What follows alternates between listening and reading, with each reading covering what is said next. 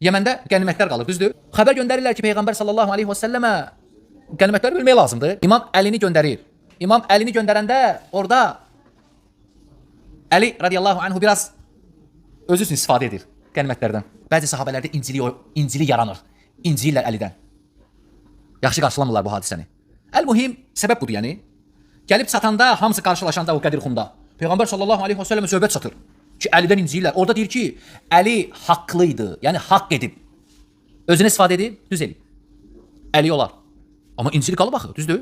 Bəzi sahabələr incimişdi. Görür, bu söhbəti öldürmək üçün, bağlamaq üçün çağırır, deyir ki, mən kuntu mevlahu, fəaliyyü mevlahu. Yəməndə biraz incimişdilər ona. Qənimətə görə. Hə, çünki inciklik var idi orada. O problemi aradan qaldırdı Əliyə qarşı. O da bütün hamısı yox, bəziləri incimişdilər. Dedilər ki, Yəməndə bir hadisə baş verdi. Həzrət Əli əleyhissalam getdi ora, oradan bir cariyə götürdü. Onlar küstülər Əli əleyhissalamdan və Həzrət Əlini cəmaatla barışdırmağa görə bu Qədir Xumhası yaxşı bu qədər adamı niyə yığırsan?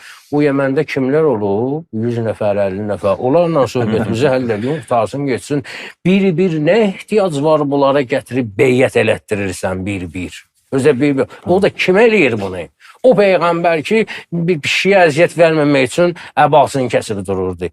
Həzrət Peyğəmbər heç kəsi incitmir. Cəmaatı həcdən qaydanda hamı yorğun olur da. Günün altında 3 gün saxla ki, bir-bir bunlar beyyət eləsinlər. Bəs bunlar nə üçün? Bunlar hamısı göz yaddaşı üçün. Hətta təbriklər. Bəli, təbrik elədilər.